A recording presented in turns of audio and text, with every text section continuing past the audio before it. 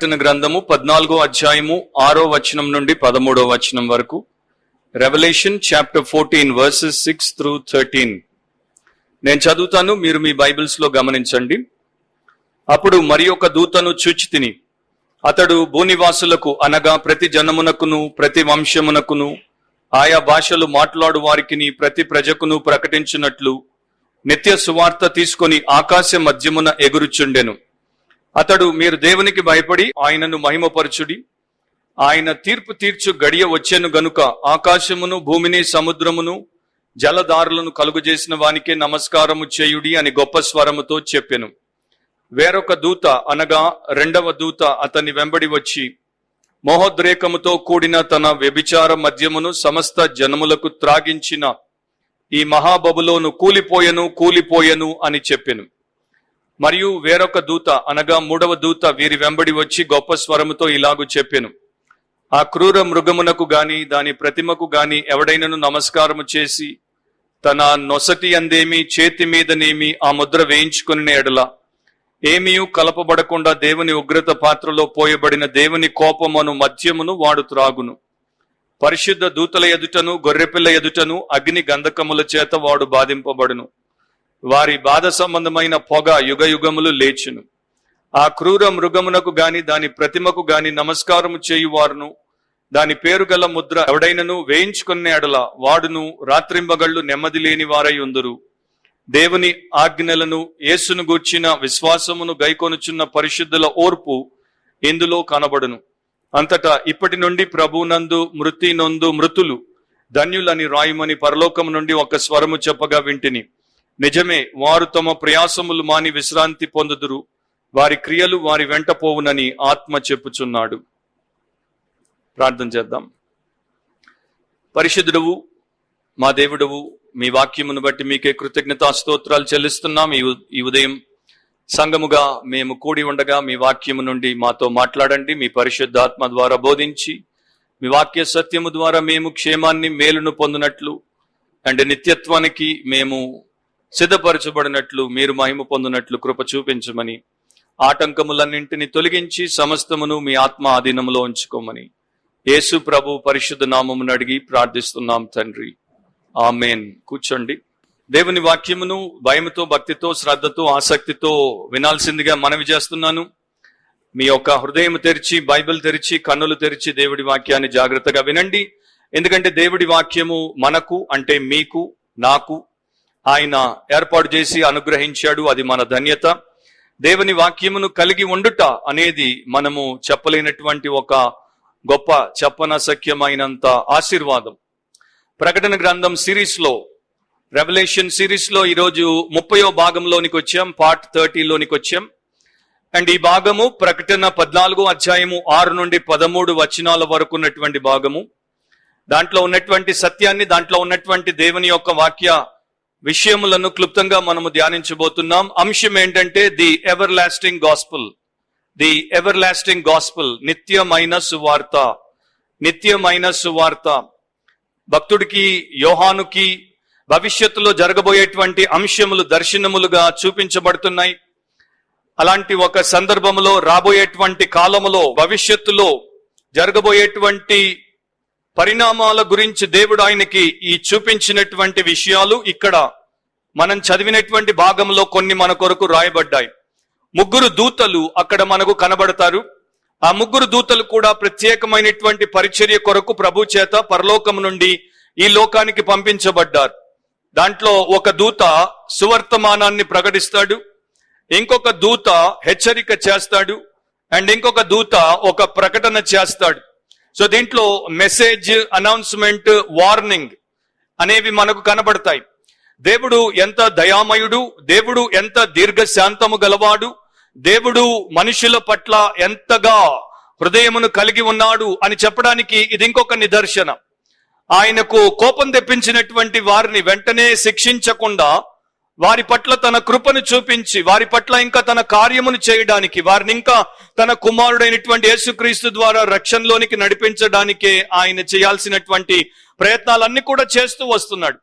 ఇది చిట్ట చివరి ప్రయత్నం. ప్రపంచము మారు మనసు పొందడానికి, దేవుడి దగ్గరికి తిరిగి రావడానికి, ఆయనతో సమాధాన పడ్డానికి, తద్వారా రక్షించబడినటువంటి వారిగా వారు ఉండి దేవుడి యొక్క ఉగ్రత ఈ యొక్క చెడిపోయినటువంటి సాతానీయమైనటువంటి క్రీస్తు విరోధిని అనుసరించి ఆరాధించేటువంటి లోకం మీద కుమ్మరించబడక మునుపు ఒక చివరి అవకాశం వారికి ఇవ్వడానికి దేవుడు చేసినటువంటి సహాయము లేక కార్యమే ఇక్కడ మనకు కనబడుతుంది. సో 4 విషయాలు నేను మీ ముందు పెడతాను, జాగ్రత్తగా మీరు గమనిస్తారని ఆశిస్తున్నాను. మొదటిది 6-7 వచనాల్లో మన కొరకు రాయబడినటువంటి విషయం ఏంటంటే the eternal truth. The eternal truth, నిత్యమైన సత్యం అక్కడ మన కొరకు రాయబడింది. అప్పుడు మరి ఒక దూతను చూచితిని. యోహాను దూతల్ని చూడడము, దూతలు పలికేటువంటి మాటలు వినడము ఈ పాటికి మనకు ప్రకటన గ్రంథంలో ఒక ఆనవాయితీగా కనబడేటువంటి విషయమే. సో ఇప్పుడు ఇంకొక దూతను చూశాడు. అతడు భూనివాసులకు అనగా ప్రతి జనమునకును ప్రతి వంశమునకును ఆయా భాషలు మాట్లాడు వారికి ప్రతి ప్రజకును ప్రకటించినట్లు నిత్య సువార్త తీసుకొని ఆకాశ మధ్యమున ఎగురుచుండెను. ఇప్పుడు ఈ దూత అతనుకు ఎక్కడ కనబడ్డాడు? పరలోకంలో దేవుడి సింహాసనం దగ్గర కాదు, కాకపోతే ఆకాశ మధ్యములో అతనికి కనబడ్డాడు. In the midst of heaven అని ఇంగ్లీష్ బైబిల్లో ఉంటుంది. ఆర్ ఇంకో రకంగా చెప్పాలంటే ఆకాశము, సూర్యుడు మధ్యాహ్నము 12 గంటలకు మన నడినెత్తి మీదికి వచ్చినప్పుడు ఎలా ఉంటాడో ఆ స్థాయిలో అందరికన్నా ఉన్నతంగా మధ్యాకాశములో ఈ యొక్క దూత ఎగురుతూ కనబడుతున్నాడు. కింద భూమి మీద ఉన్నటువంటి సువార్థికులను క్రీస్తు విరోధి అండ్ క్రీస్తు విరోధి యొక్క అనుచరుడైనటువంటి అబద్ధ ప్రవక్త కట్టడి చేస్తున్నారు. వారిని నానా రకాలుగా యాతనల పాలు చేస్తున్నారు. వారికి ఎన్నో రకాలైనటువంటి ఆటంకాలు కలిగిస్తున్నారు.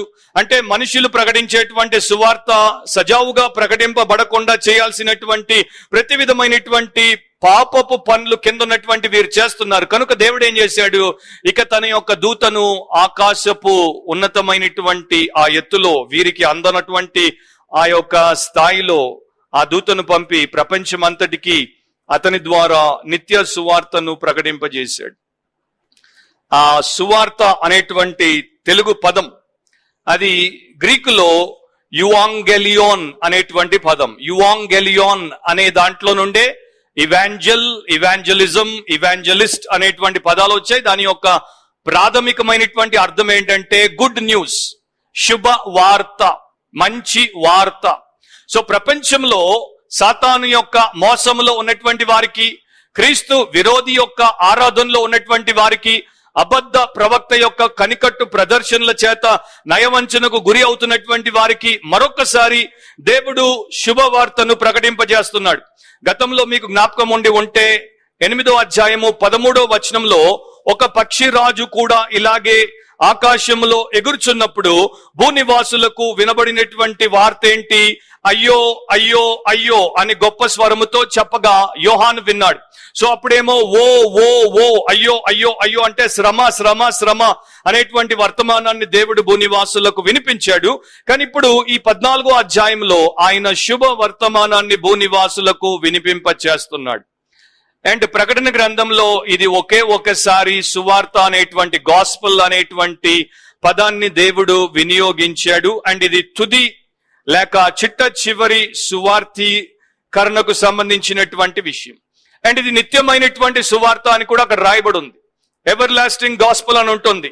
అక్కడ దాని ముందు ఆర్టికల్ ద అని లేదు, కానీ ఎన్ ఎవర్ లాస్టింగ్ గాస్పల్ అని రాసినప్పుడు ఆయన రాశాడు. అంటే నిత్యమైనటువంటి సువార్త. ఈ సువార్త ఎలాంటి సువార్త అంటే బైబిల్లో ప్రభు అయినటువంటి యేసుక్రీస్తు ప్రకటించినటువంటి సువార్తే, ఆయన యొక్క అపోస్తలు ప్రకటించినటువంటి సువార్తే.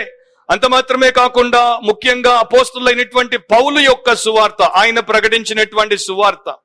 గలతీయులకు రాసినప్పుడు గలతీ పత్రిక 1వ అధ్యాయము 8వ వచనంలో పౌలు రాస్తాడు, మేము మీకు ప్రకటించిన సువార్త కాక మరి ఒక సువార్తను మేమైనను పరలోకము నుండి వచ్చిన ఒక దూత అయినను మీకు ప్రకటించిన ఎడల అతడు శాపగ్రస్తుడవును గాక. సో ప్రభు ప్రకటించినటువంటి సువార్తనే పౌలు ప్రకటించాడు. అండ్ పౌలు ప్రకటించినటువంటి సువార్తనే ఒకవేళ రేపు దూత పరలోకము నుండి దిగి వస్తే కూడా ప్రకటిస్తాడు. ఒకవేళ ఆ దూత పౌలు ప్రకటించినటువంటి సువార్త కాకుండా మరొక సువార్త ప్రకటిస్తే ఆ దూత శాపగ్రస్తుడవునుగాక అని ముందుగానే ఆయన రాసేసాడు. కనుక మనకు ఇక్కడ ఉన్నటువంటి ఒక స్పష్టత ఏంటంటే, ఒక క్లారిటీ ఏంటంటే, వారు ప్రకటించినటువంటి సువార్తనే ఈ దూత కూడా ఈ సమయంలో ప్రకటిస్తున్నాడు. కాకపోతే బైబిల్ పండితుల మధ్యలో, బైబిల్ని వ్యాఖ్యానించేటువంటి కామెంటేటర్ల మధ్యలో మరి అనేక విషయాల్లో రకరకాలైనటువంటి ఆలోచన విధానాలు ఉంటాయి. వారి యొక్క బ్యాక్గ్రౌండ్లకు సంబంధించి ముడిపెట్టబడి ఉంటాయి గనుక రకరకాలుగా ఆలోచిస్తారు. సో కొంతమంది ఇది యేసు ప్రభు యొక్క సువార్త కాదు అని చెప్పారు. అండ్ దీంట్లో శుభము అనేటువంటి విషయం ఏమీ లేదు. ఎందుకంటే ఈ సువార్తలో, ఆ దూత ప్రకటించినటువంటి సువార్తలో దాంట్లోనికి మనం వస్తాం. ఆయన ఏం పలికాడు అనేది కూడా మన కొరకు నమోదు చేయబడింది, రికార్డ్ చేయబడింది. దాంట్లో యేసు ప్రభు అనేటువంటి పేరు కనపడదు, దాంట్లో పాప క్షమాపణ అనేటువంటి పేరు కనపడదు, దాంట్లో ఆత్మరక్షణ అనేటువంటి విషయం కనపడదు. కనుక ఇది యేసు ప్రభు యొక్క సువార్త కాదు అని వారు అన్నారు. కాకపోతే వారికి ఒకటి విస్మరించారు. అదేంటంటే, ఇది ఎప్పుడు ప్రకటించబడుతోంది?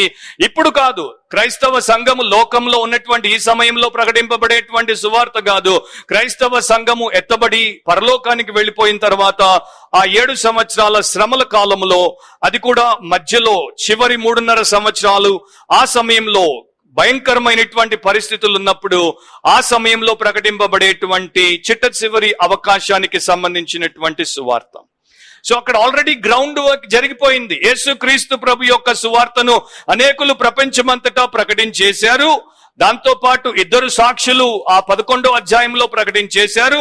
దాంతో పాటు 1,44,000 మంది 7 సంవత్సరాలు ప్రకటిస్తూనే ఉంటారు. కనుక యేసు యొక్క సువార్త అనేది ప్రపంచమంతటికి తెలుసు. దాంతో పాటు ఈ యొక్క క్రీస్తు విరోధి అన్ని మతాలను అబాలిష్ చేస్తాడు, అంటే ఏ మతము లేకుండా సర్వనాశనం చేస్తాడు. తాను క్రీస్తు యొక్క విరోధిగా ప్రపంచానికి పరిచయం అవుతాడు. కనుక ఇతడు ఒక దేవుడిగా తను తాను మోసపుచ్చుకున్నటువంటి వారి యొక్క దృష్టిలో ప్రకటింపజేసిన ఈ సువార్త ద్వారా మనుషులకి అర్థమయ్యేటువంటి విషయం ఏంటంటే, ఇది దేవుడు అంటే యేసుక్రీస్తుకు సంబంధించిన సువార్త. పరలోకంలో దేవుడు అనేవాడు ఉన్నాడు అంటే ఆయన కుమారుడు లోకానికి రక్షకుడిగా ఉన్న ఆయన సువార్త అని అర్థం చేసుకోవాలి. ఎందుకంటే మరొక దేవుడు, మరొక మతము ఆ సమయంలో లేనే లేదు. అండ్ ఇక్కడ ఆయన ఇచ్చినటువంటి సువర్తమానంలో ఉన్నటువంటి వ్యాఖ్య లేకపోతే విషయాలు ఏంటి? సువార్త ద్వారా ఒక వ్యక్తి సువార్త విని విధేయత చూపినప్పుడు, పాప క్షమాపణ పొంది రక్షించబడినప్పుడు ఆ వ్యక్తిలో జరిగేటువంటి మార్పు ఏంటో దాని గురించి అతడు మాట్లాడాడు. సో దీంట్లో ఒకవైపున శుభవార్త ఉంది, దానికి మీరు లొంగితే, దానికి మీరు అప్పగింపబడితే మీరు రక్షించబడతారు, క్షమించబడతారు అనేటువంటి అంశం ఉంది.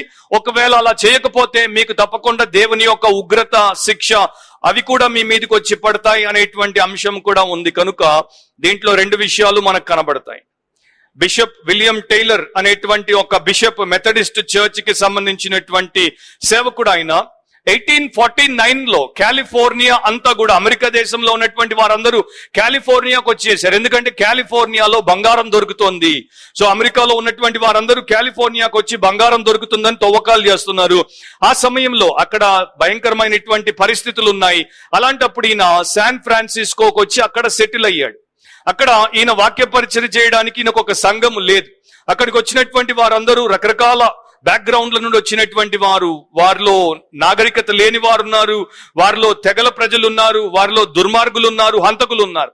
సో ఈయన ఒక సేవకుడు గనుక, సువార్థికుడు గనుక, సువార్త చెప్పకుండా ఉండలేడు గనుక ఏం చేశాడంటే, ప్రతి ఆదివారం బయటకు వచ్చి రోడ్డు మీద ఒక చెక్కతో ఉన్నటువంటి పెట్టెను పెట్టి దాని మీద నిలబడి గట్టిగా పిలిచేవాడు, శుభవార్త, శుభవార్త అని. అక్కడ ఉన్నటువంటి మనుషులు ఏం శుభవార్త అని వచ్చేవారు. బహుశా ఇక్కడ బంగారం దొరుకుతుంది, అక్కడ బంగారం దొరుకుతుందని చెప్తాడేమో అని వచ్చినప్పుడు వారికి ఆయన చక్కగా, ఈ రోజు మనకున్న శుభవార్త ఏంటంటే, యేసు మీ పాపాల కొరకు చనిపోయాడు, సమాధి చేయబడ్డాడు, తిరిగి లేచాడు, ఆయన కార్చిన రక్తంలోనే మీ పాపాలు కడుక్కుని ఆయన చేత కొనబడి రక్షించబడి దేవుని పిల్లలు అవ్వచ్చు. బంగారం ఈ రోజు ఉంటుంది, రేపు పోతుంది, దానికోసం ఎందుకు జీవితాన్ని ఖర్చు పెడుతున్నారు? దేవుడి వైపు మళ్ళండి, నిత్య జీవానికి రండి అని చెప్పేవాడు. సో సువార్త చెప్పకుండా నిజమైనటువంటి క్రైస్తవుడు, నిజమైనటువంటి సేవకుడు ఉండలేడు. మత్తయి సువార్త 24వ అధ్యాయం 14వ వచనంలో యేసు ప్రభు చెప్తాడు చూడండి, ఈ రాజ్య సువార్త సకల జనులకు సాక్షార్థముగా ప్రకటింపబడుతుంది, ఆ తర్వాతే అంతం వస్తోంది. సో ఇది చిట్ట చివరి అవకాశం అన్నమాట. దూత ఆ యొక్క ఎత్తైనటువంటి స్థలము నుండి ప్రపంచంలో ఉన్నటువంటి ప్రతి ఒక్కరికి, ఆ సమయంలో బ్రతుకున్నటువంటి ప్రతి ఒక్కరికి దేవుని రాజ్య సువార్తను ప్రకటిస్తాడు. దేవుడున్నాడు, ఆయనను మీరు నమ్మాలి, ఆయన యొక్క నిత్య రాజ్యంలోనికి యేసుక్రీస్తు ఆయన కుమారుడు ద్వారానే ప్రవేశించాలి అనేటువంటి వర్తమానాన్ని ఇస్తాడు.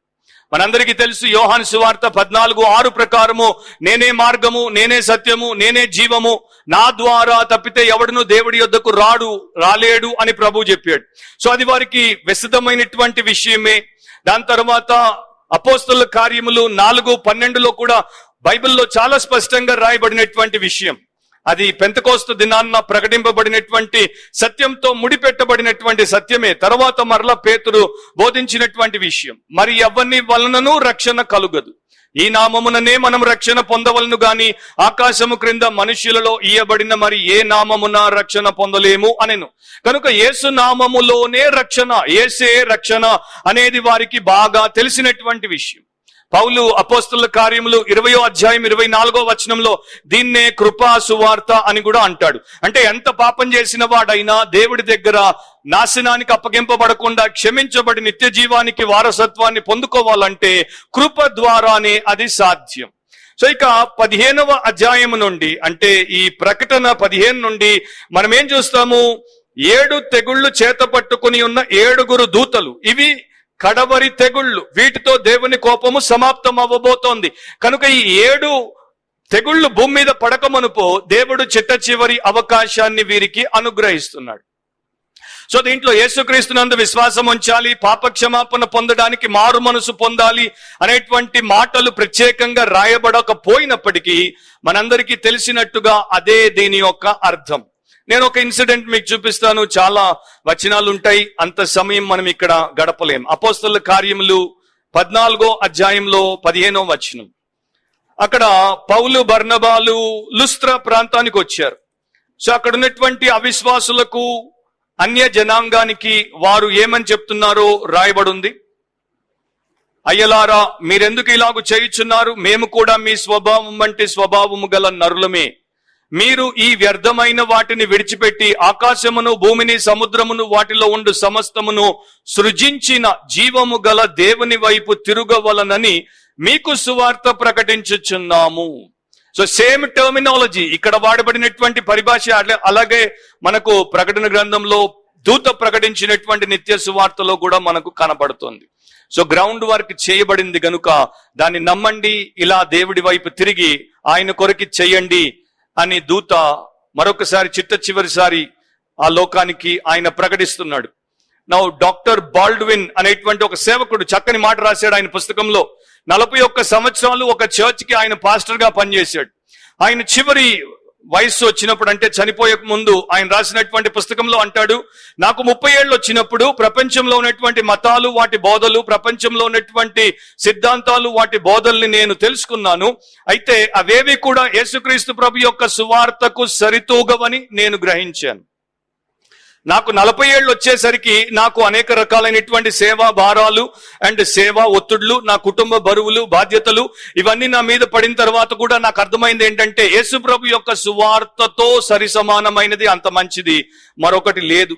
నాకు 50 ఏళ్ళు వచ్చేసరికి నా జీవితంలో, నా సేవలో, అన్నింటిలో చాలా మార్పులు వచ్చేసాయి. కొన్నిసార్లు చాలా చాలా రకాలైనటువంటి వేదనకరమైన పరిస్థితులు వచ్చాయి. అయినా కూడా లోకంలో నన్ను ఆదరించి నన్ను బలపరిచేది యేసుక్రీస్తు వంటి సువార్త మరొకటి లేదు అని నాకు అర్థమైపోయింది. నాకు 60 ఏళ్ళు వచ్చేసరికి ఇక నాకు ఒకటి స్పష్టమైపోయింది, లోక సంబంధమైనటువంటి విషయాలు, లోక సంబంధమైనటువంటి వ్యక్తులు అన్ని కూడా వ్యానిటీస్, అంటే అన్ని కూడా శూన్యము, శూన్యము, వ్యర్థము, వ్యర్థము అని సొలొమోను భక్తుడు అంటాడు కదా, గాలికై ప్రయాసపడుటే అనేది నాకు అర్థమైపోయింది. యేసు యొక్క సువార్త మీదే మనకు గట్టి పట్టు ఉండాలి అని అర్థమైపోయింది. అండ్ నాకు 70 ఏళ్ళు వచ్చేసరికి, నేను చనిపోయేటువంటి సమయం వచ్చేసరికి నాకు ఇక ఒకటి తప్ప మరొకటి కనపడట్లేదు. అదేంటంటే యేసు యొక్క సువార్త తప్ప మరొకటి కనపడట్లేదు. సో ఇంగ్లీష్ లో చిన్న పోయం రాస్తాడు అక్కడ, should all the forms that men devise attack my faith with treacherous art, మనుష్యులు తయారు చేసేటువంటి వివిధ రకాలైనటువంటి విషయాలు నా యొక్క విశ్వాసాన్ని కుటిలంగా దాడి చేసినప్పటికీ I call them vanities and lies and bind the gospel to my heart. వాటన్నింటినీ వ్యర్థమైనవి, అబద్ధాలు అని అంటాను. అండ్ నా హృదయాన్ని యేసు ప్రభు యొక్క సువార్తతో ముడిపెట్టేస్తాను. సో నా ప్రియ సహోదరి సహోదరులారా, ఈ సువార్త ఏదైతే మనిషికి నిజమైనటువంటి నిరీక్షణను, నిత్యత్వాన్ని ఇవ్వగలదో దాన్ని ప్రకటిస్తున్నాడు ఈ యొక్క దూత. అండ్ ఆయన దాన్ని ప్రకటించినప్పుడు ఇక్కడ రాయబడింది చూడండి, ఒక గొప్ప శబ్దముతో. అక్కడే గ్రీక్ లో మెగాఫోన్ అనేటువంటి పదము 2 పదాల్లో నుండి ఇంగ్లీష్ లోనికి మనకు వస్తోంది. సో చాలా పెద్ద శబ్దంతో బిగ్గరగా ఆయన మాట్లాడాడు. కారణం ఏంటి? భూమి మీద అరాచకత్వమైనటువంటి రాజ్యం ఉంది, క్రీస్తు విరోధి యొక్క రాజ్యం ఉంది. రకరకాల స్వరాలు అక్కడ వినబడుతున్నాయి. వాటన్నింటిని కూడా బీట్ చేసేసి అవన్నీ కూడా మరుగున పడిపోయి గొప్ప స్వరముతో భూనివాసులకు ఆయన యొక్క వర్తమానాన్ని ప్రకటించాడు. ఏం చెప్పాడు దాంట్లో? 7వ వచనాన్ని చూడండి. మీరు దేవునికి భయపడి ఆయనను మహిమపరచుడి. ఆయన తీర్పు తీర్చు గడియ వచ్చెను గనుక ఆకాశమును, భూమిని, సముద్రమును, జలధారులను కలుగు చేసిన వానికే నమస్కారము చేయుడి అని గొప్ప స్వరముతో చెప్పాను. సో ఇక్కడ 3 ఇంపెరిటివ్స్ ఉన్నాయి, అంటే 3 ఆజ్ఞలు ఉన్నాయి. మొదటి ఆజ్ఞ ఏంటి? మీరు దేవుడికి భయపడి ఆయనను మహిమపరచుడి. రెండవ ఆజ్ఞ ఏంటి? ఆయన తీర్పు తీర్చే గడియ వచ్చేసింది. 3వ ఆజ్ఞ ఏంటి? ఆకాశాన్ని, భూమిని, సముద్రాన్ని, జలధారులను కలుగు చేసినటువంటి సృష్టికర్తకే, ఆ దేవుడికే మీరు ఆరాధన చెయ్యండి. ఇక్కడ చాలా జాగ్రత్తగా మీరు గమనించండి. ఈ యొక్క దూత పలికినటువంటి నిత్య సువార్తలో ఎక్కడ కూడా ప్రాస్పరిటీ గాస్పెల్ మనకి కనిపించదు. ఎక్కడ కూడా నీ ఒళ్ళు బాగుండా, నీ ఇల్లు బాగుండా అనేది మనకు కనిపించదు. ఎక్కడ కూడా వర్ధిల్లు సువార్త, దీవెన సువార్త అనేది కనిపించదు. నిజం చెప్పాలంటే ఆ సువార్త అసలు పరలోకానికి తెలియదు. ఆ సువార్త దూతలకు బొత్తిగా తెలియదు. ఆ సువార్త యేసుకు అంకితమైనటువంటి అపోస్తలులకు, పరిశుద్ధులకు తెలియదు. ఇంకో విషయం ఏంటంటే లాస్ట్ 1900 ఇయర్స్ సువార్త ప్రథమ ప్రకటన నుండి 1900 సంవత్సరాల వరకు ప్రపంచంలో క్రైస్తవ సంఘానికి అండ్ లోకానికి కూడా ఇది తెలియదు. ఇది ఒక అబద్ధపు సువార్త. అండ్ గొప్ప వార్త ఏంటంటే ఆ లాస్ట్ డేస్ లో మరలా రియల్ గాస్పులే ప్రకటింపబడుతుంది. ఫేక్ గాస్పుల్, అనదర్ గాస్పుల్ అనేది ఉండదు. అండ్ ఎవరికి ప్రకటిస్తున్నాడు? భూనివాసులకు అని ఉంది. భూనివాసులు అనగానే గతంలో నేను చెప్పాను, ఎర్త్ డ్వెల్లర్స్ అంటే భూమికి అంకితమై, లోకానికి దాసోహమై, శరీర సంబంధులుగా, దేవునికి దూరస్తులుగా బ్రతికేటువంటి పాపాత్ములు. సో ఆ పాపాత్ములకు ఆయన ఈ సువార్తను ప్రకటిస్తున్నాడు. ఆ పాపాత్ముల్లో అందరూ ఉన్నారు. దేవుడు ఎవరిని కూడా విడిచిపెట్టలేదు. దేవుడు పక్షపాతి కాడు అనేది మనకు తెలుసు. కనుక ప్రతి జనమునకును, ప్రతి వంశమునకును, ఆయా భాషలు మాట్లాడు వారికి, ప్రతి ప్రజకును ప్రకటించినట్లు అందరికీ ప్రకటించేస్తున్నాడు.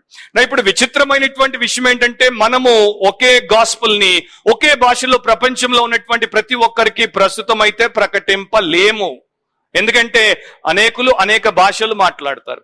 కానీ దేవుని దూత ఆ సువార్త ఎలా ప్రకటిస్తాడంటే అన్ని భాషలు, ప్రపంచంలో ప్రస్తుతం ఉన్నటువంటి 7,000 అఫీషియల్ గా గుర్తింపబడినటువంటి 7,000 భాషల వారికి ఆయన ప్రకటించే సువార్త 7,000 భాషల్లో వినబడుతుంది. వారు గ్రహిస్తారు.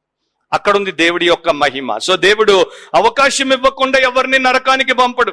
కొంతమంది అంటుంటారు, చాలా మంది సువార్త వినలేదు కదా, చాలా మందికి సువార్త చేరలేదు కదా, దేవుడు న్యాయవంతుడైతే, న్యాయాధిపతి అయితే వారందరినీ నరకానికి ఎట్లా పంపిస్తాడు? పంపించడు. ప్రతి ఒక్కరికి ఏదో రకంగా అవకాశం ఇస్తాడు. తర్వాతే వారిని శిక్షకు ఆయన పిలుస్తాడు. సో ఇక్కడ సర్వలోకానికి, సర్వ సృష్టికి సువార్త ప్రకటింపబడుతోంది.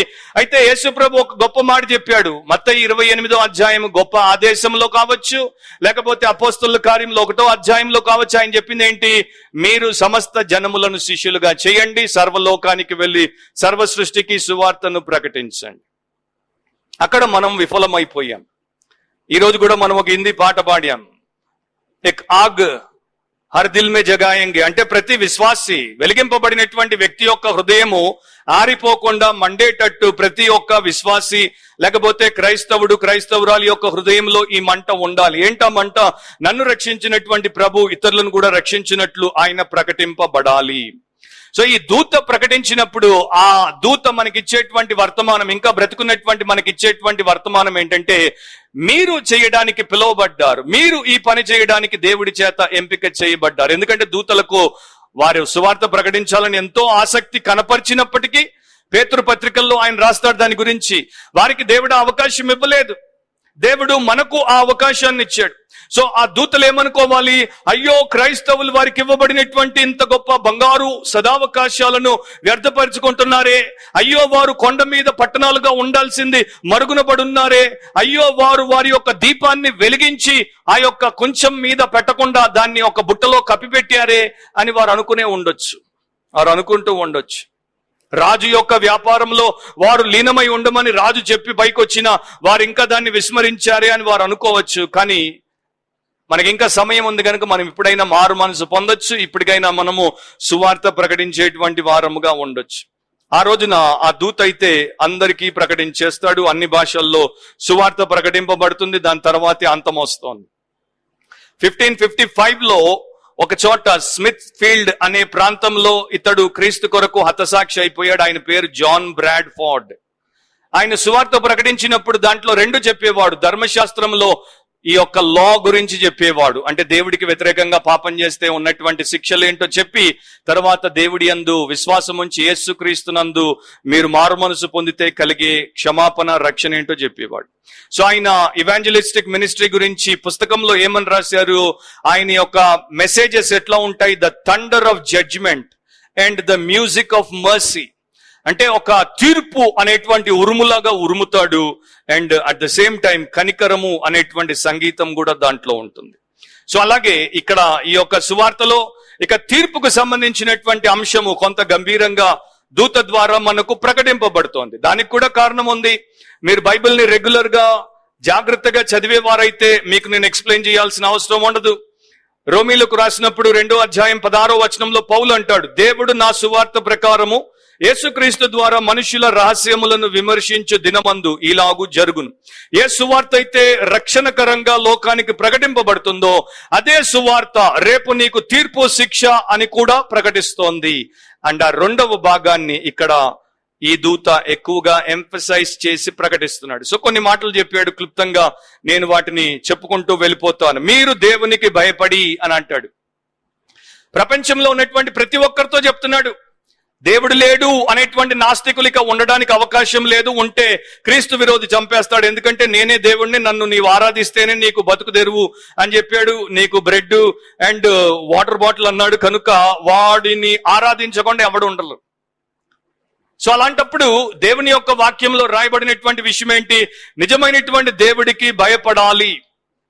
యేసు ప్రభు ఒక చోట ఒక మాట చెప్తాడు, లూకా సువార్తలో, మత్తయి సువార్తలో, మీ దేహమును చంపి ఆ తరువాత ఏమీ చెయ్యలేని వారికి భయపడకూడదు, కానీ మీ దేహాన్ని చంపి ఆత్మను నరకములో వేసేటువంటి దేవుడికి భయపడాలి. సో బైబిల్ పదే పదే ఏం చెప్తుందంటే దేవుడికి భయపడాలి. మరి దేనికి భయపడకూడదు? ఎవరికి, ఏ విషయానికి భయపడకుండా ఉండాలంటే దేవుడికి భయపడాలి. రోమీలకు రాసినప్పుడే 3వ అధ్యాయం 18వ వచనంలో వారి కన్నుల ఎదుట దేవుని భయము బొత్తిగా లేదు అని రాయబడి ఉంది. ఇప్పుడే ప్రపంచంలో దేవుడి భయము బొత్తిగా లేనప్పుడు ఇక ఆ యొక్క ట్రిబ్యులేషన్ టైంలో, క్రీస్తు విరోధి యొక్క పరిపాలన సమయంలో దేవుని భయం ఉంటుందా? ఈ రోజుల్లో మనం వింటున్నటువంటి వార్తలు, మనం చదువుతున్నటువంటి విషయాలు మనకు చాలా చాలా భయంకరమైనటువంటి పరిస్థితులు ఎదుర్కోబోతామనే సంకేతాన్ని ఇస్తున్నాయి. ఇప్పుడు ప్రస్తుతం మన దేశంలో జరిగేటువంటి దుష్కార్యాలు, అంటే న్యాయానికి, చట్టానికి వ్యతిరేకంగా జరుగుతున్నటువంటి విషయాలు, ప్రభుత్వం ఏం చేయకుండా నిజానికి నేరస్తులను రక్షించేందుకు పోలీసు శాఖను, నేరస్తులను రక్షించేందుకు మరి పెద్ద పెద్ద మంత్రులను వినియోగించుకునేటువంటి దేశంలో మనం ఉన్నాం. ప్రస్తుతం జరుగుతున్నటువంటి ఒక కేసు, ఈ వారమే ఉత్తరప్రదేశ్ లో జరిగినటువంటి కేసు గురించి మీరు వింటే ముక్కున వేలేసుకోకుండా ఉండరు. సో ప్రపంచంలో దేవుడి భయం లేదు. నా ఇష్టము, నాకు కావలసినట్టు నేను ఏదైనా చేసుకోవచ్చు, నా చేతుల్లో పవర్ ఉంది, అండ్ నేను ఏదైనా దాని విషయంలో చలామణి అవ్వచ్చు అన్నట్టుగా మనిషి ఉన్నాడు. కాకపోతే ఒక రోజున దేవుడు ఏం చేస్తాడో అది కూడా ఇక్కడ రాయబడి ఉంది. సో వరల్డ్ వైడ్ గా మీరు చూస్తే మనకి ఎక్కడంటే అక్కడ అరాచకాలు ఉన్నాయి, ఎక్కడంటే అక్కడ హత్యలు ఉన్నాయి, మానభంగాలు ఉన్నాయి, దోపిడీలు ఉన్నాయి, అండ్ ఇక విపరీతమైనటువంటి విషయాలు ఉన్నాయి. చెప్పడానికి కూడా కష్టం. అబార్షన్లు అయితే రోజువారీ, మరి రోజుకి అమెరికాలోనే 4,000 మంది పిల్లల్ని అబార్షన్ చేసేస్తారు. అబార్షన్ ఒక హత్య అని మరి దాంట్లో ఒకప్పుడు చేసినటువంటి వారు కూడా బయటకు వచ్చి ఇప్పుడు సాక్ష్యాలు ఇచ్చారు. టెలివిజన్ లో, సినిమాల్లో, ఇంటర్నెట్ లో ఎక్కడ చూసినా హింస, ఎక్కడ చూసినా జుగుప్సాకరమైనటువంటి లైంగిక కార్యక్రమాలు అండ్ హోమోసెక్షువాలిటీ, లెస్బియన్ అండ్ ఇక రకరకాలైనటువంటి విషయాలు మనకు కనబడుతున్నాయి. సో దీన్ని బైబిల్ ఒక చక్కని మాటతో వర్ణిస్తోంది. మూర్ఖమైన వక్ర జనము, పర్వర్టెడ్ అండ్ ఫూలిష్, లేకపోతే క్రూకెడ్ జనరేషన్. ఫిలిప్పీ 2లో అపోస్తలుడైన పౌలు 2000 సంవత్సరాల క్రితం తన జనరేషన్ గురించి చెప్పాడు. ఇప్పుడు మన 2000 years తర్వాత మన జనరేషన్ గురించి ఏమనాలి?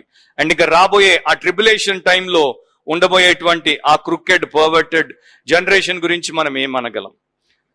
సో బొత్తిగా దేవుడి భయం ఉండదు.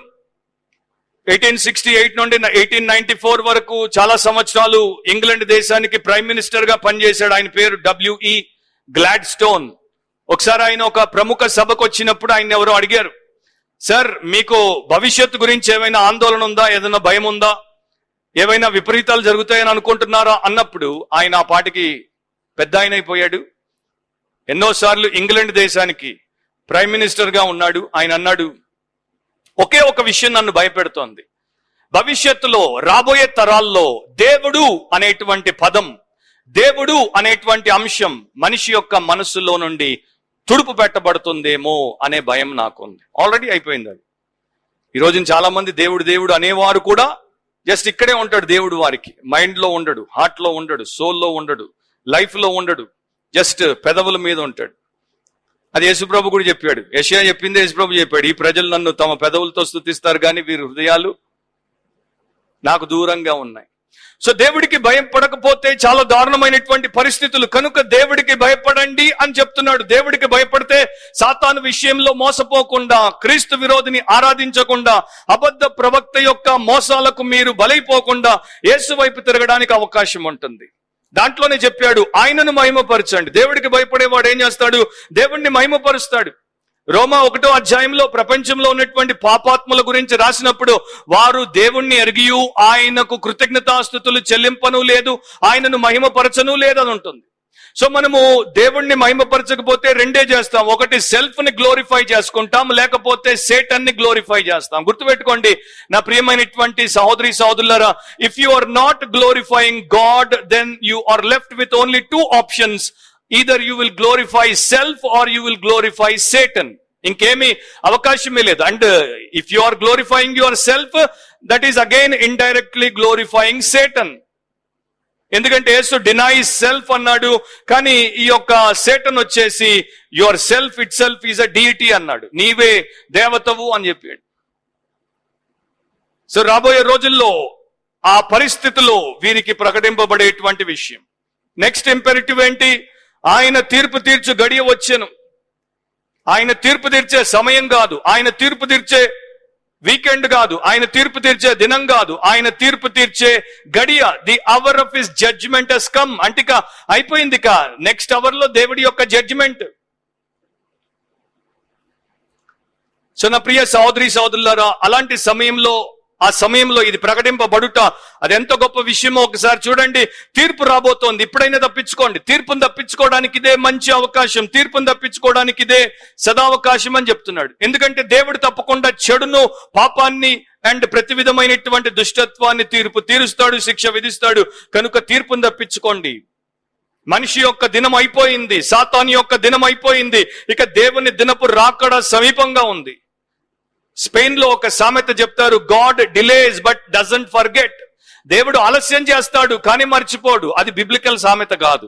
ఎందుకంటే బైబిల్ ప్రకారం దేవుడు ఎప్పుడు ఆలస్యం చేయడు. దేవుడు తొందరపడడు, ఆలస్యము చేయడు. కానీ స్పెయిన్ లో వారు ఆ రకంగా చెప్పుకుంటారు, దేవుడు ఆలస్యం చేయొచ్చేమో గాని మర్చిపోడు. ఎందుకంటే దేవుడు ప్రతిదాన్ని రికార్డ్ చేస్తున్నాడు అండ్ దానికి ఆయన న్యాయం చెయ్యాలి. ఆకాశాన్ని, భూమిని, సముద్రాన్ని, జలధారలను కలుగు చేసిన వానికే నమస్కారం చెయ్యాలి. అంటే సృష్టికర్తనే ఆరాధించండి. ఎవల్యూషన్ కి బైబిల్ ప్రకారము, రియల్ గాస్పల్ ప్రకారము అవకాశమే లేదు. కానీ ఈ మధ్య కాలంలో చాలా మంది ఎవల్యూషనిస్టులు తయారవుతున్నారు.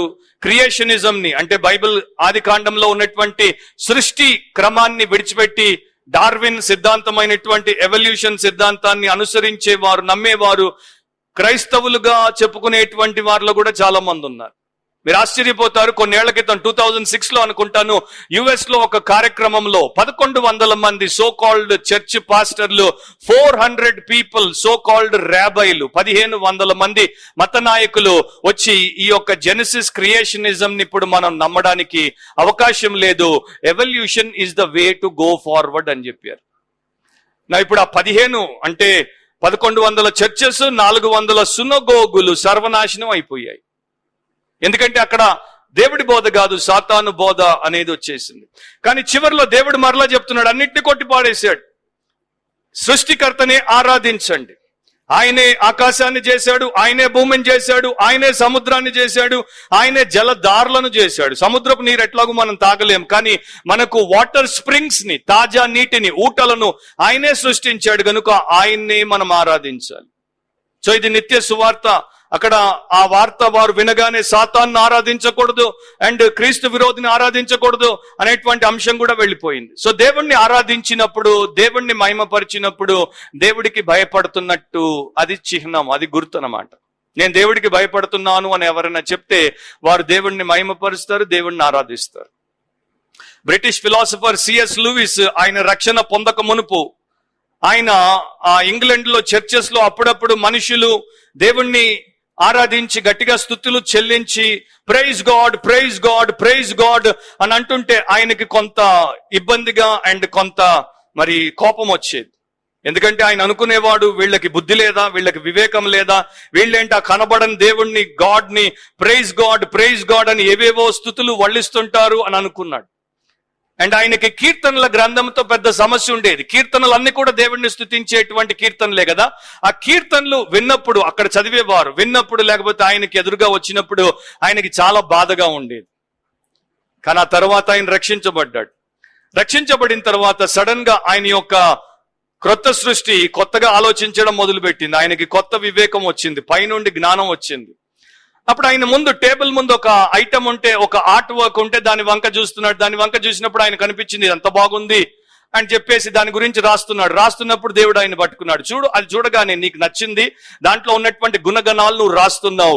మరి నేను దేవుణ్ణి, సృష్టికర్తను, విమోచనకర్తను, నన్ను నా ప్రజలు ఎరిగినప్పుడు, నా గుణాతిశయములను వారు గ్రహించినప్పుడు నన్ను స్తుతించట్లో తప్పుంది అని నువ్వు ఎట్లా అన్నావు అన్నప్పుడు అప్పుడు ఆయనకు బుద్ధి వచ్చింది. ఒక జీవము లేని ఆర్ట్ వర్క్ నే నేను ప్రశంసింపబోయాను, ఆ ప్రజలు జీవాధిపతి అయిన దేవుణ్ణి ప్రశంసించినప్పుడు తప్పుబట్టాను, నేనెంత మూర్ఖుణ్ణి అనుకున్నాడు. నిజమైనటువంటి వివేకి తాను మూర్ఖుడుగా ప్రవర్తించినప్పుడు ఒప్పుకుంటాడు. మూర్ఖుడు తాను వివేకి అనుకుంటాడు గనుక ఎప్పుడు తాను మూర్ఖుడుగా ప్రవర్తించను అనుకుంటాడు. సో మీరు ఎవరు ఏంటో చూసుకోవడానికి ఇది పనికొస్తుంది. సో సిఎస్ లూయిస్ తర్వాత చాలా రాశాడు. ఆయన అంటాడు, the appropriate thing for a believer to do is to praise God. Giving glory to God is the evidence of his own conversion, proof that he has entered into a new world, one to which he had been deaf and blind before. ఏ లోకానికైతే మొదట గుడివానిగా, చెవిటివాడిగా ఉన్నాడో ఆ కొత్త లోకంలోనికి మార్పు చెంది రక్షించబడినటువంటి వాడు ప్రవేశించాడు గనుక వాడికి దేవుణ్ణి స్తుతించుట విశ్వాసికి సమంజసమే. సో దేవుడికే నమస్కారం చెయ్యాలి అని బైబిల్ మనకి చెప్తోంది. అంటే సువార్త అంటే ఏంటి? దేవుణ్ణి ఆరాధించమంటోంది సువార్త. ఈ రోజున సువార్త అంటే దేవుడిని నీ కోసం వాడుకో అని చెప్పేటువంటి సువార్త. అది అందుకనే దరిద్రపు సువార్త, అది దేవుడి సువార్త కానే కాదు. ఎప్పుడో 100 సంవత్సరాల క్రితమే ఒక సేవకుడు రాశాడు, the gospel not merely a message of deliverance or theology. సువార్త అనేది విడుదలకు లేకపోతే వేదాంతానికి సంబంధించినటువంటి ఒక ప్రకటన కాదు. దాంట్లో ఏముంది? నిన్ను విడుదల చేస్తాడు అన్నది ఉంది, కానీ ఎందుకు విడుదల చేస్తాడు? ఫలానా రీతిలో నీవు దేవుడి కోసం బ్రతకడానికి విడుదల చేస్తాడు. దాంట్లో వేదాంత శాస్త్రం ఎందుకుందంటే నీ జీవితానికి అది నీతి శాస్త్రంగా మారడానికి ఉంది.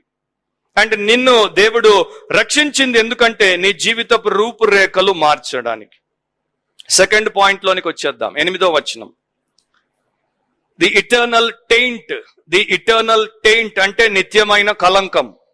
వేరొక దూత అనగా 2వ దూత అతని వెంబడి వచ్చి మోహద్రేకముతో కూడిన తన వ్యభిచార మద్యమును సమస్త జనములకు త్రాగించిన ఈ మహాబబులోను కూలిపోయెను అని చెప్పాను.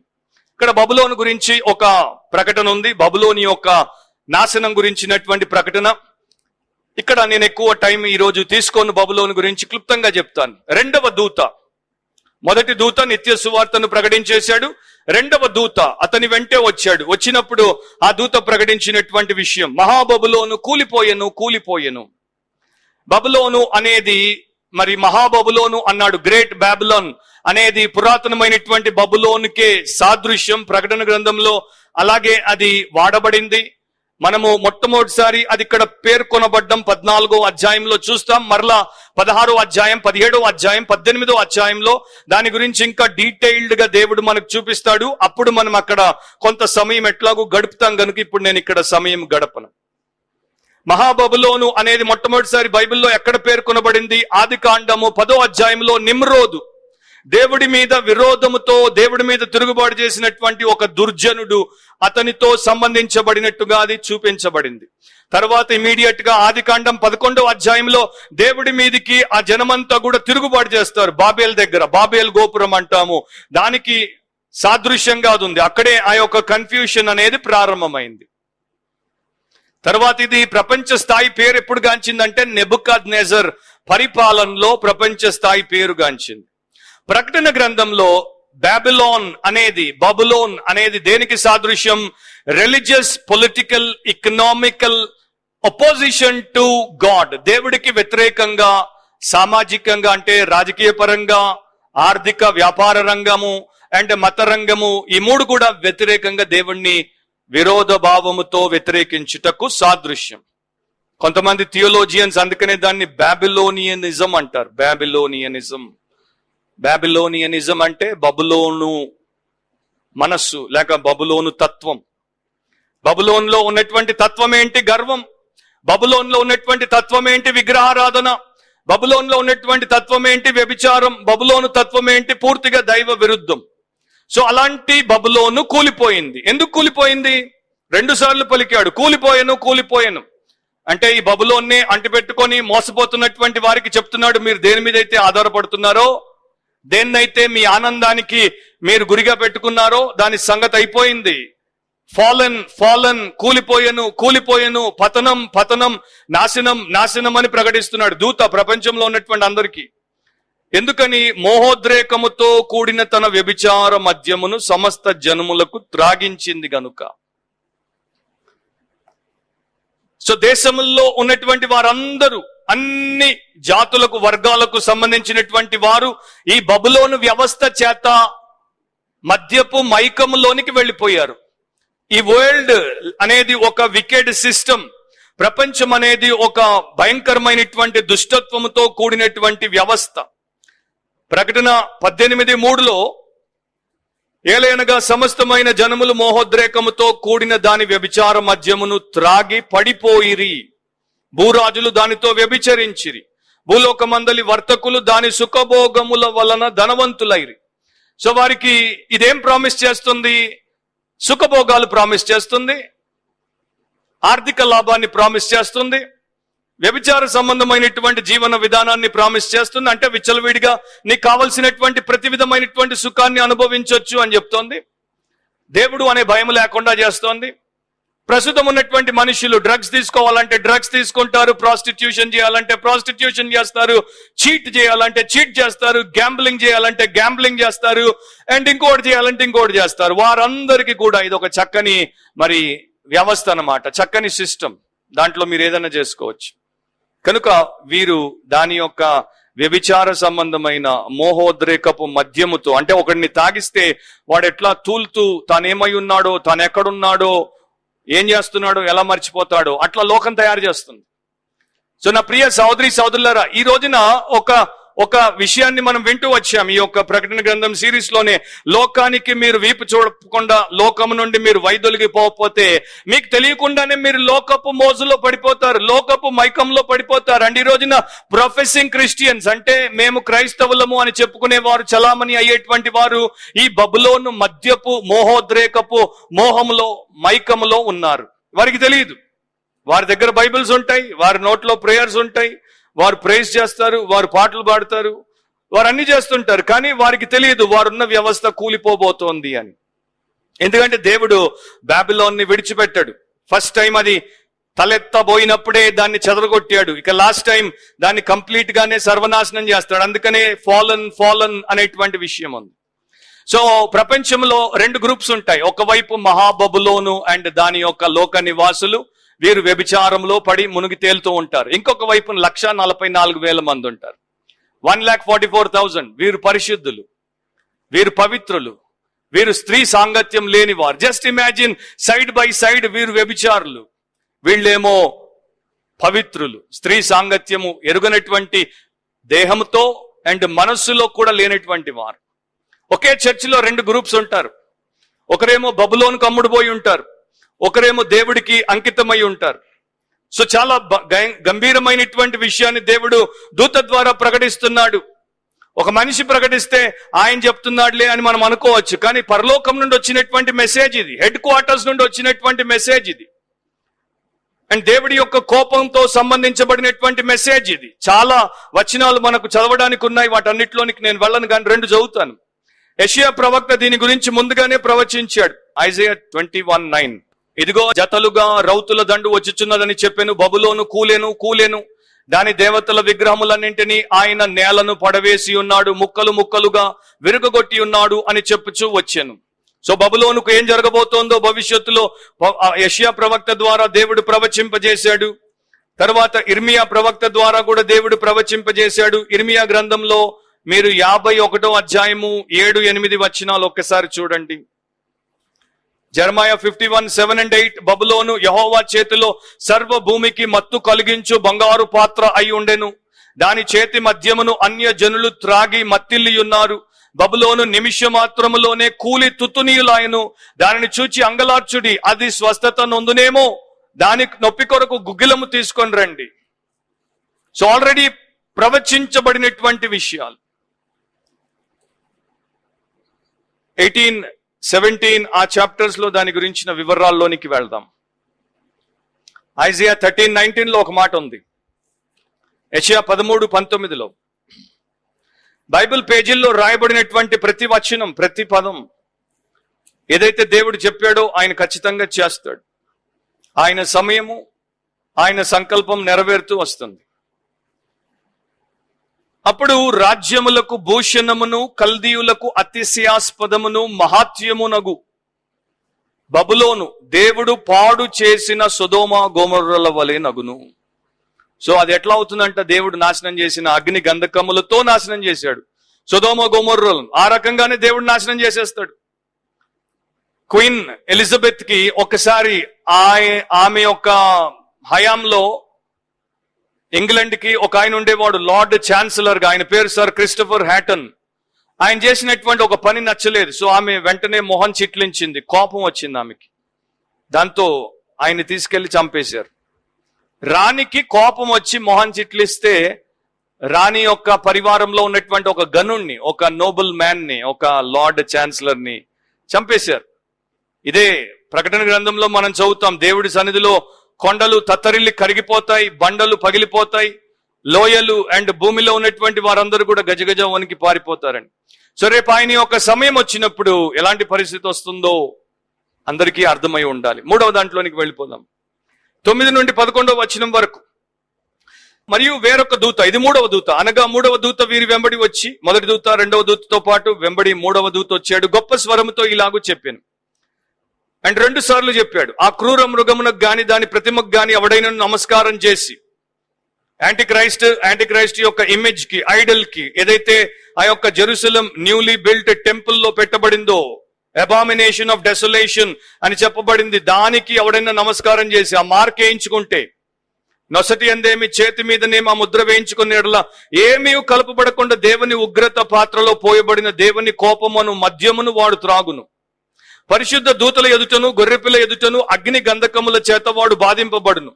వారి బాధ సంబంధమైన పొగ యుగయుగములు లేచును. క్రూర మృగమునకు గాని దాని ప్రతిమకు గాని నమస్కారం చేయువారును దాని పేరు గల ముద్ర ఎవడైనా వేయించుకునే ఎడల వాడును రాత్రింబగళ్ళు నెమ్మది లేని వారై ఉందురు. సో చాలా భయంకరమైనటువంటి విషయం. కనుక 3వ పాయింట్ ఏంటంటే ది ఇటర్నల్ టార్మెంట్, నిత్యమైనటువంటి బాధ, నిత్యమైనటువంటి వేదన. సో నిత్యమైనటువంటి బాధ, వేదన అండ్ భయంకరమైనటువంటి నాశనం ఎవరికి కలుగుతుంది? క్రూర మృగానికి, దాని ప్రతిమకు ఆరాధన చేసి దానికి మహిమనిచ్చి అండ్ దాని యొక్క ముద్రను వేయించుకున్నటువంటి వారు. అలాంటి వారు దేనికి గురవుతారు? ఏమీ కలపబడకుండా దేవుని ఉగ్రత పాత్రలో పోయబడిన దేవుని కోపమను మద్యాన్ని వారు తాగుతారు. మామూలుగా మద్యాన్ని వారు కలిపినప్పుడు గ్లాస్ లో పోసేటప్పుడు అప్పుడు స్ట్రాంగ్ డ్రింక్ ఉండేది కనుక దాన్ని కొంత నీళ్లు పోసి కలిపేవారు. మద్యము తాగే వాళ్ళకి అలవాటు అది ఉంటుంది. సో నీళ్లు పోసి దాంట్లో ఐస్ వేసి దాన్ని కొంత పలచ చేసి డైల్యూట్ చేసి తాగుతారు. కానీ ఇక్కడ దేవుడి కోపము అనేటువంటి మద్యము మిక్స్డ్, లిటరల్ గా గ్రీక్ సెంటెన్స్ ని తీసుకుంటే mixed unmixed into the cup, అంటే ఏమి కలపబడకుండానే కలపబడింది అనమాట ఆ మద్యం. ఓల్డ్ ఇంగ్లాండ్ లో ఒక మాట అనేవారు, వాడికి full whisky without mixing anything గొంతులో పోసేయడం అనమాట. ఫుల్ విస్కీ బాటిల్ తీసి ఏమి కలపకుండా పోసేస్తే వాడు చచ్చూరుకుంటాడు, వాడికి తాగిన మజా ఉండదు, అంత బాధ అనమాట. సో దేవుడి యొక్క ఉగ్రత అంటే దేవుడి యొక్క కోపం, అండ్ మామూలు కోపం కాదు, ప్రచండమానమైనటువంటి కోపం. థూమాస్ అనేటువంటి పదాన్ని దేవుడు వినియోగించాడు. అంటే ఆయన ఒక వ్యక్తికి బాగా కోపం వచ్చినప్పుడు మరి ఉచ్ఛ్వాస నిశ్వాసాలు పెరిగి ఊగిపోతుంటాడు చూడండి, ఉద్రేకంతో ఉంటాడు చూడండి, అట్లాంటి కోపముతో కలుపబడినటువంటిది వారికి తాగించబడుతుంది. ఆ శిక్షను ఎక్స్ప్లెయిన్ చేయడం కూడా కష్టం. కాబట్టి ఇక్కడ దూత ఇచ్చినటువంటి 2 పిక్చర్స్ ని నేను మీకు చూపిస్తాను. ఆ పిక్చర్స్ లో ఒకటేంటి, ఇలాంటి వారు ముద్ర వేయించుకున్నటువంటి వారు, దేవుడికి వ్యతిరేకమైనటువంటి వారు, దుష్టుణ్ణి ఆరాధించినటువంటి వారు పరిశుద్ధ దూతల ఎదుట, గొర్రెపిల్ల ఎదుట అగ్ని గంధకముల చేత బాధింపబడతారు. వాడు అని ఉంది అక్కడ తెలుగులో, అంటే ఏ ఒక్కడు విడిచిపెట్టబడడు. ప్రపంచంలో ఇంతమంది జనాభా ఉన్న దేవుడు ఒక్కడిని విడిచిపెట్టడు. ఒక్కడు దేవుడి తీర్పును, ఒక్కడు దేవుని యొక్క శిక్షను, ఒక్కడు దేవుని ఉగ్రతను తప్పించుకోలేడు. అది చాలా భయాన్ని కలిగించేటువంటి విషయం. అండ్ ఈ పరిశుద్ధ దూతలు గొర్రెపిల్ల ఎదుట వారు శిక్షకు గురవుతారు.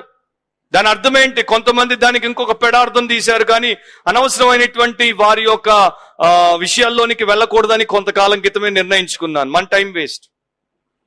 దాని అర్థం ఏంటంటే, ఏ పరిశుద్ధ దూతలనైతే వీరు లెక్క చేయలేదో, ఎవరి సందేశాలైతే వీరు పెడచెవిన పెట్టారో, ఇప్పుడు ఈ యొక్క సందేశాలను కూడా పెడచెవిన పెట్టిన తర్వాతే వారికి ఆ గతి పడుతుంది.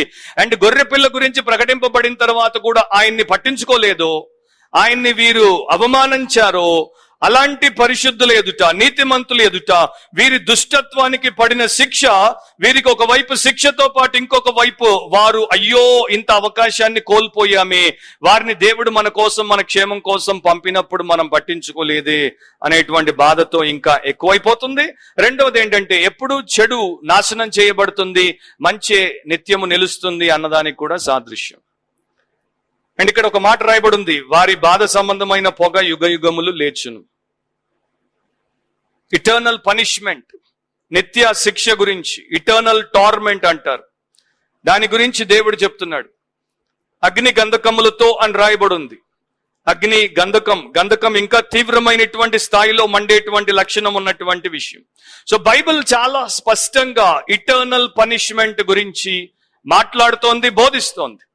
కానీ ఈ మధ్య కాలంలో కొత్త స్కాలర్లు ఎవరైతే వచ్చారో, లిబరల్ స్కాలర్లు, దేవుడి పట్ల, వాక్యం పట్ల న్యాయము చేయాలి అనేటువంటి ఆలోచన లేకుండా, ఆయనకి వాక్యానికి దాసోహం అవ్వకుండా, వారికి ఉన్న ఎజెండా ప్రకారం లోకంలో వారు యాక్సెప్టబుల్ గా ఉండాలి, అందరి చేత అంగీకరింపబడాలి, పెద్ద మాస్ వారికి ఫాలోవర్లుగా ఉండాలి అనుకునేటువంటి వారు దాన్ని అంగీకరించట్లేదు. For ever and ever, day and night అని ఉంది అక్కడ, యుగ యుగములు, రాత్రింబగళ్ళు. అంటే అసలు విరామము లేకుండా వాడబడినటువంటి పదాలకు అర్థం ఏంటంటే, ఒక యుగం తర్వాత ఇంకో యుగం, అంతము లేకుండా యుగాలు వస్తూనే ఉంటాయి, శిక్ష పడుతూనే ఉంటుంది, శిక్ష పొందుతూనే ఉంటారు. So eternal punishment are eternal hell, lake of fire అనే దాన్ని క్రిస్టియానిటీ నుండి తొలగించే ప్రయత్నంలో చాలా మంది ఉన్నారు. ఈ లాస్ట్ 10 years లో ప్రోగ్రెసివ్ క్రిస్టియానిటీ అంటారు. ప్రోగ్రెసివ్ క్రిస్టియానిటీ అంటే వర్ధమాన క్రైస్తవ్యం. నేను అప్పుడప్పుడు నా పాడ్కాస్ట్ లో చెప్తుంటాను, ఇంకా భారతీయులకు అదేంటో తెలియదు కనుక ఎక్కువ దాంట్లో డీటెయిల్స్ లోకి వెళ్ళట్లేదు. ప్రోగ్రెసివ్ క్రిస్టియన్స్ అంటే ఈ యొక్క కన్జర్వేటివ్ క్రిస్టియన్స్ ని వదిలేసిన వాళ్ళు, ఈ బైబిల్ బోధలు వదిలేశారు. ఈ బైబిల్నే తీసుకుంటారు, ఈ బైబిల్ వచనాలే వాడతారు, కానీ సొంత అర్థాలు చెప్తారు. ఆ ప్రోగ్రెసివ్ క్రిస్టియన్స్ లోనే ఇద్దరు మగోళ్ళు పెళ్లి చేసుకోవచ్చు, దేవుడికి ఏం అభ్యంతరం లేదంటారు. ఇద్దరు ఆడోళ్ళు పెళ్లి చేసుకోవచ్చు, దేవుడికి ఏం అభ్యంతరం లేదంటారు. ఒక పురుష సంయోగిని సంఘ కాపరిగా చేస్తే దేవుడికి ఏం ఇబ్బంది లేదు, నీకేంటంటారు.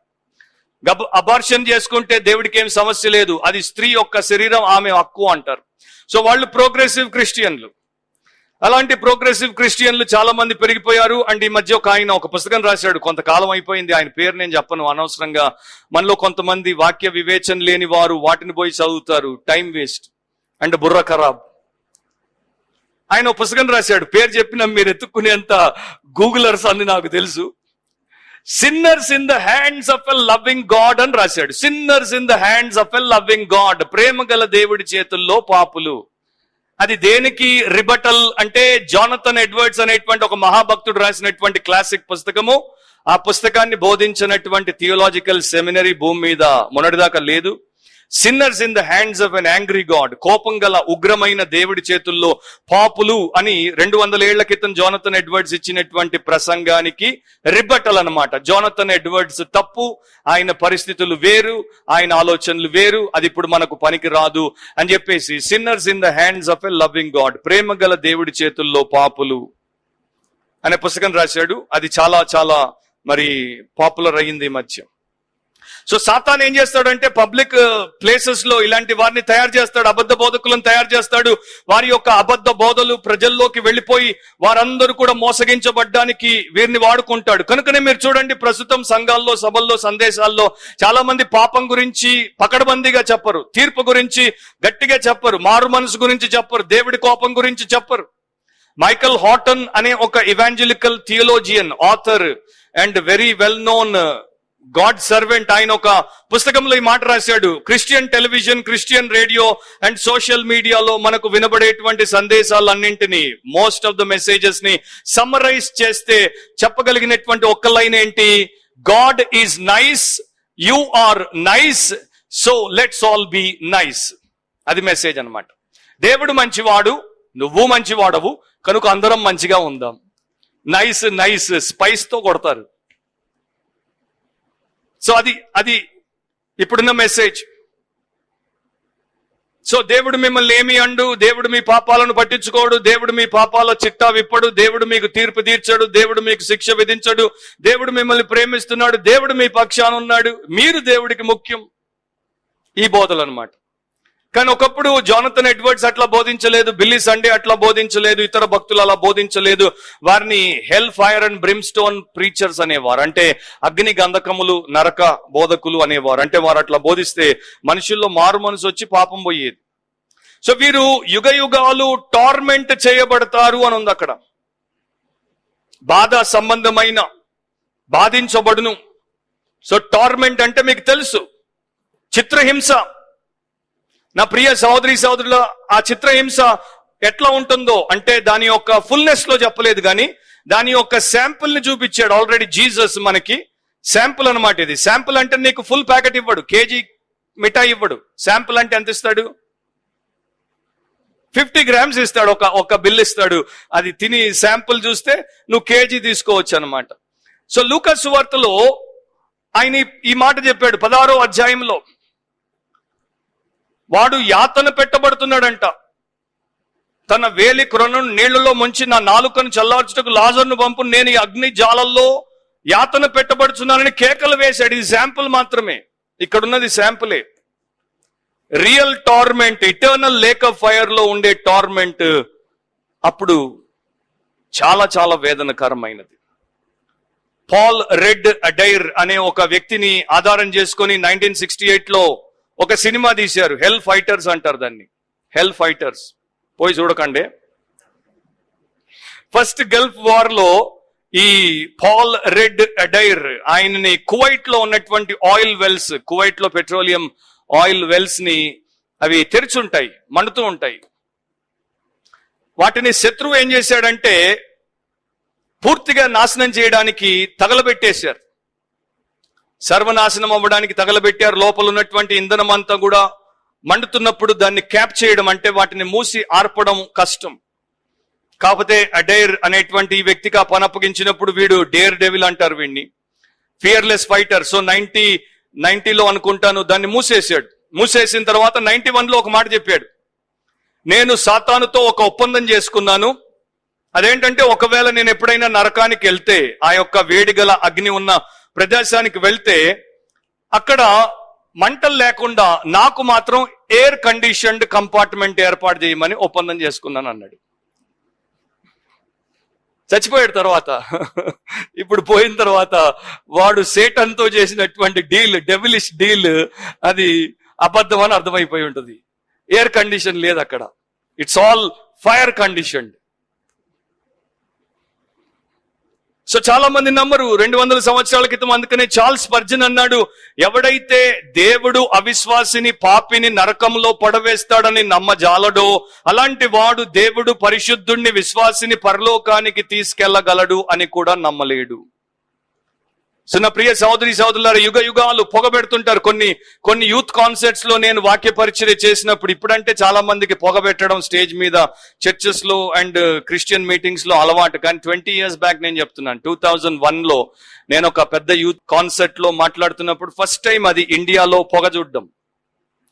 నా వెనక నుండి పొగ వస్తుంది, నేను ఇక్కడ నుండి పొగ గురించే చెప్తున్నాను.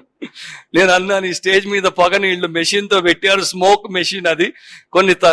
ఈ మీటింగ్ అయిపోగానే స్మోక్ మెషిన్ ఆఫ్ చేస్తే ఆగిపోద్ది. కానీ నేను మీకు చెప్పే గాస్పెల్లో ఒక పొగ ఉంది, అది ఎప్పటికీ ఆగదు. మీరు ఆ పొగలోకి పోకుండా జాగ్రత్త. ఆ పొగ ఏంటి? యుగ యుగాలు మండేటువంటి పొగ. జస్ట్ ఇమాజిన్, ఒక స్కాలర్ రాస్తాడు, ఒకవేళ నరకము 10 లక్షల సంవత్సరాలే అనుకుందాం, 1 million years నరకము ఉంటుంది, తర్వాత దేవుడు మనల్ని బయటికి తెచ్చేస్తాడు, మనకి ఉపశమనం ఇస్తాడు అని అనుకుందాం. అప్పుడు మనకు 5 లక్షల సంవత్సరాలు నరక యాతనలో ఉండి మండి అండ్ పళ్ళు కొరికి జుట్టు బీక్కొని నానా రభస చేసిన తర్వాత మనకు ఒక హోప్ ఉంటుంది. 500,000 years అయిపోయాయి, ఇంకొక 500,000 years భరిస్తాను, 1 million years అయిన తర్వాత బయటపడతాను అని. కానీ ఇక్కడ endless eternity, millions and millions, billions and trillions. అసలు జస్ట్ ఇమాజిన్, మీరు ఇంటికి వెళ్ళి కూర్చొని ఆలోచించండి, ఒక 10 minutes ఒక్కసారి పోతే ఇక బయటకు వచ్చే అవకాశం లేదు. ఎంతకాలం? కాలమే లేని కాలం.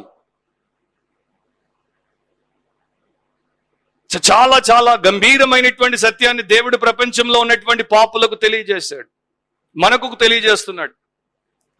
మత్తయి సువార్త 25:46లో ఒక మాట ఉంటుంది, ఈ నరకాన్ని దేవుడు మనుషుల కోసం చేశాడా? చేయలేదు. ప్రప్రదంగా దేవుడు మనుషుల కోసం దీన్ని చేయలేదు. ఎవరి కోసం చేశాడు? యేసు ప్రభువే చెప్పాడు. ఎవరి కోసం చేశాడు? 41లో, శపింపబడిన వారులారా, నన్ను విడిచి అపవాదికిని వాని దూతలకును సిద్ధపరచబడిన నిత్యాగ్నిలోనికి వెళ్ళుడి. సో ఇది ఎవరికి నిత్యాగ్ని? ఎవరి కోసము? సాతానుకు, వాని దూతలకు. అండ్ అక్కడ 46లో మీరు చూస్తే, వీరు నిత్య శిక్షకును, నీతిమంతులు నిత్య జీవమునకును పోవుదురు. సో వీరి యొక్క శిక్ష నిత్య శిక్ష, నిత్యాగ్నిలో.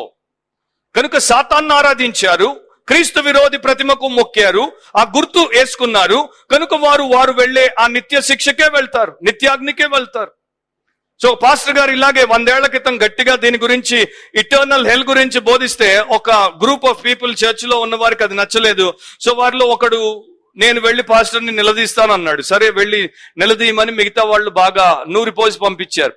సో మధ్యాహ్నం పాస్టర్ గారు ఇంటికి వచ్చాడు, మీరు చెప్పిన దాంట్లో నాకు ఒక తగాదా ఉందన్నాడు. ఏంటా తగాదా అంటే, మీరు ఇటర్నల్ శిక్ష అన్నారు, నిత్య శిక్ష అన్నారు, అది ఎట్లా ఉంటుంది? దేవుడు ప్రేమ గల వాడైతే నిత్యము ఎందుకు శిక్షిస్తాడు? కొంత సమయం శిక్షించి వదిలేస్తాడు. అదే మీతో నాకున్న తగాదా అంటే, ఓహో అదా, అయితే నిజంగా నీకు నాకు కాదు తగాదా, అది నీకు యేసు ప్రభుతో ఉన్న తగాదా. ఎందుకంటే మత్తయి 25:46 ఆయన చెప్పాడు, నేను కాదు. ఆయనతో పోయి తగాదా తీర్చుకోమని తలపేసేసాడు. చివరి పాయింట్, ది ఇటర్నల్ ట్రయంఫ్. 12-13 వచనాల్లో ది ఇటర్నల్ ట్రయంఫ్, నిత్యమైన విజయం. ఎవరికది? పరిశుద్ధులకి. దేవుని ఆజ్ఞలను, యేసును గూర్చిన విశ్వాసమును గైకొనుచున్న పరిశుద్ధుల ఓర్పు ఇందులో కనబడును.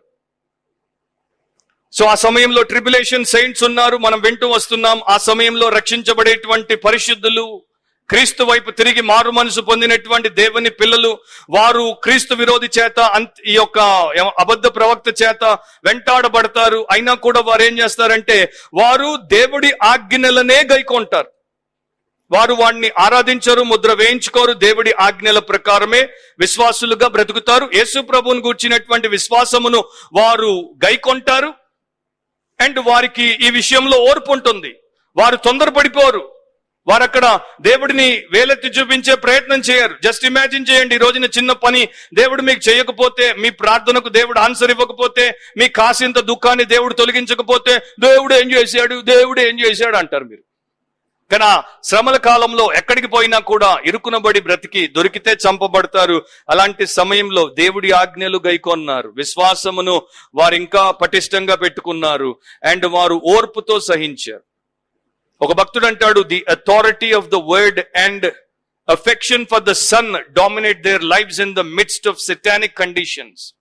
దేవుని వాక్యం యొక్క అధికారము, యేసు ప్రభు అని దేవుడి కుమారుడి యొక్క ఆ ప్రేమ, అనురాగము వారిని సాతాను పరిస్థితుల్లో నిలబెడుతుంది. 1260 రోజులు ఖచ్చితంగా 3.5 సంవత్సరాలు వారు అలా బతకాలి. కానీ బతుకుతారు. రష్యన్ థియోలోజియన్ అండ్ గొప్ప క్రిస్టియన్ గా పేరుగాంచాడు, నోబెల్ పీస్ ప్రైజ్ సంపాదించినటువంటి అలెగ్జాండర్ సోల్జెనిట్సిన్ ఆయన ఒక పుస్తకం రాశాడు, one day in the life of Ivan Denisovich. Ivan అనేటువంటి ఒక వ్యక్తి విమర్శకుడు అన్నమాట, అవిశ్వాసి. అతడు ఒక క్రైస్తవుడు, ఒక చెరసాల్లో ఉన్నారు. ఆ క్రైస్తవుడి పేరు అలియోస్కా. ఈ అలియోస్కా విశ్వాసం గురించి ఇతనికి ఎప్పుడూ కొంత విపరీతంగానే ఉండేది. అయితే ఇతడు అనుకునేవాడు, ఈ అలియోస్కా ఏం ప్రార్థన చేస్తాడు, ఎప్పుడు మౌనంగా చేసుకుంటాడు, గట్టిగా చేయడు అని ఒకసారి గట్టిగా ప్రార్థన చేయమన్నాడు. ఇద్దరు జైల్లో ఉన్నారు, జైలు ప్రిజన్ సెల్లో ఉన్నారు. సో అలియోస్కా ప్రార్థన చేసినప్పుడు ఏం చేశాడు, పరలోక పందున్న మా తండ్రి అని మొదలుపెట్టాడు. ఆ ప్రార్థన చేశాడు. అండ్ ఎక్కడ కూడా నన్ను జైలు నుండి విడుదల చేయమని అడగల. అది తనకి ఇంకా పెద్ద బుర్ర దిమ్మిపోయింది. జైల్లో ఉన్నవాడు దేవుణ్ణి ప్రార్థిస్తే ఏమడుగుతాడు, ఫస్ట్ అండ్ ఫార్మోస్ట్ నాకు విడుదల దయచేయి, నేను బాధ భరించలేకపోతున్నా అని అడుగుతాడు. కానీ ఈ అలియోస్కా అడగలేదు.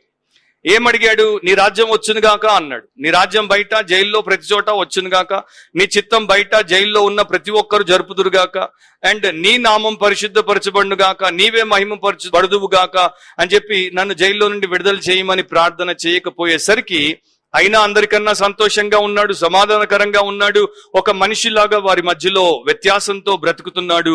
అది చూసిన తర్వాత అప్పుడు ఇవాన్ అనేటువంటి వ్యక్తికి మార్పు అనేది జరిగింది. సో దాని గురించి చక్కగా అలెగ్జాండర్ సోల్జెనిట్సిన్ రాశాడు. 13వ వచనం ఒక్క మాట చెప్పేసి నేను ప్రార్థన చేస్తాను. ఇప్పటి నుండి ప్రభువునందు మృతి నొందు మృతులు ధన్యులని రాయుమని పరలోకము నుండి ఒక స్వరము చెప్పగా వింటిని. ఇది 2వ ధన్యత. మొదటి ధన్యత 1వ అధ్యాయం 3వ వచనంలో మనం చూసాం, ఈ గ్రంథాన్ని చదివేవారు, వినేవారు, గైకొనేవారు ధన్యులు. అలాగే ఇప్పటి నుండి ప్రభువునందు మృతి నొందు మృతులు, the dead who die in the Lord from now on. ఇది మామూలుగా ఈ యొక్క వచనాన్ని చాలా చోట్ల ఫ్యూనరల్స్ లో చదువుతుంటారు, మెమోరియల్ సర్వీసుల్లో చదువుతుంటారు. దాన్ని ఏమి తప్పుపట్టాల్సిన అవసరం లేదు, చదవడంలో ఏమి తప్పు లేదు. కాకపోతే స్పెసిఫిక్ గా ఇప్పటి నుండి అంటే ఆ యొక్క ట్రిబులేషన్ టైంలో ఆ క్రీస్తు విరోధికి వ్యతిరేకంగా వారు నిలబడినప్పుడు వారు చంపబడతారు గనుక చంపబడుతున్నటువంటి వారిని ఉద్దేశించి చెప్పబడినటువంటి విషయం అని దృష్టిలో పెట్టుకుంటే మంచిది.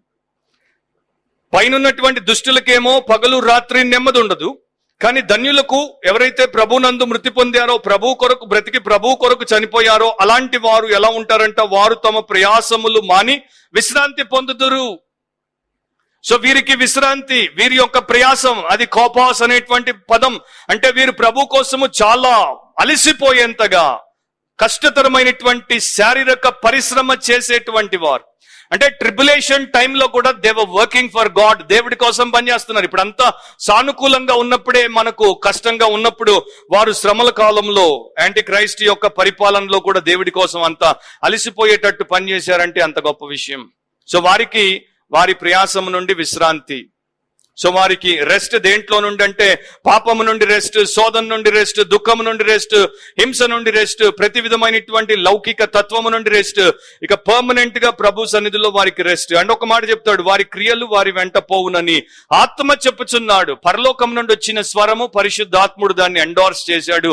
ఆత్మ ప్రకటన గ్రంథంలో నాకు గుర్తున్నంత వరకు 2 సార్లు చెప్తాడు. సో ఫస్ట్ టైం ఇక్కడ, లాస్ట్ టైం మళ్ళా 22nd చాప్టర్ లో. సో చచ్చిపోయినప్పుడు మన వెంట ఏం పోతాయి బ్రదర్?